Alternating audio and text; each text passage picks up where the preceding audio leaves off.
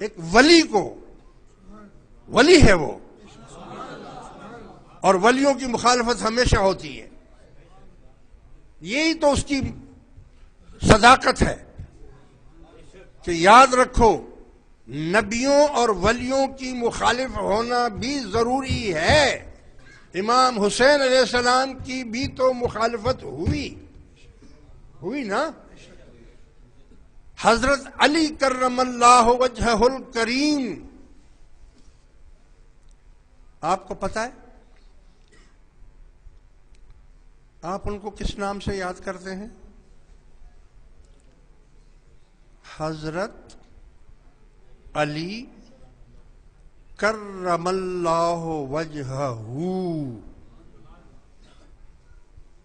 آپ کو پتہ ہے یہ آپ کیوں بولتے ہیں؟ نہیں معلوم، میں بتاتا ہوں۔ کرم اللہ وجہہ کسی اور یار کے ساتھ تو یہ نہیں، نہ ابو بکر کے ساتھ، نہ عمر فاروق کے ساتھ، نہ عثمان غنی کے ساتھ، علی کے ساتھ کیوں یہ کرم اللہ وجہہ الکریم لکھا پڑھا جاتا ہے؟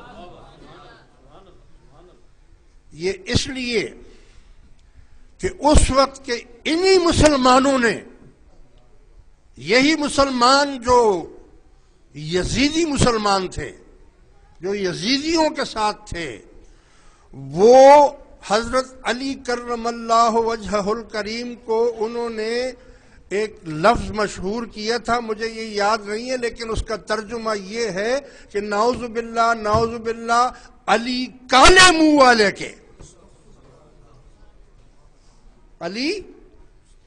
علی کالے منہ والے کے، علی کا منہ خاک میں مل جائے، علی کو وہ لوگ اس نام سے پکارتے تھے۔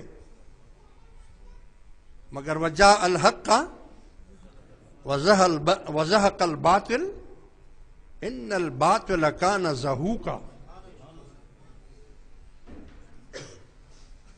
انہوں نے اپنا حق ادا کر دیا۔ ارے طاہر القادری کیا بیچتا ہے؟ وہ بیچارہ غریب فقیر کیا بیچے گا؟ انہوں نے تو حضرت علی کو بھی نہیں چھوڑا، انہوں نے تو اس کو بھی گالیاں دی، ان کو بھی برا کہا، ان کے چہرے مبارک سے نفرت کی، ان کے چہرے کو انہوں نے جناب علی غلط الفاظوں سے نوازا۔ اسی لیے جو عاشق تھے انہوں نے صرف علی، دنیا میں اور کوئی شخصیت ایسی نہیں، نہ ابو بکر صدیق، نہ عمر فاروق، نہ عثمان غنی، صرف اور صرف حضرت علی کے نام کے ساتھ جو ان کے محبوب بندے تھے، جو ان کے عاشق تھے، جو ان کے ساتھی تھے، انہوں نے کہا، یہ وہ کہتے تھے کہ ان کا منہ نعوذ باللہ کالا، ان کا منہ مٹی میں، ان کا فلاں، اور ان سے بدتر دنیا میں کوئی شخصیت نہیں ہے۔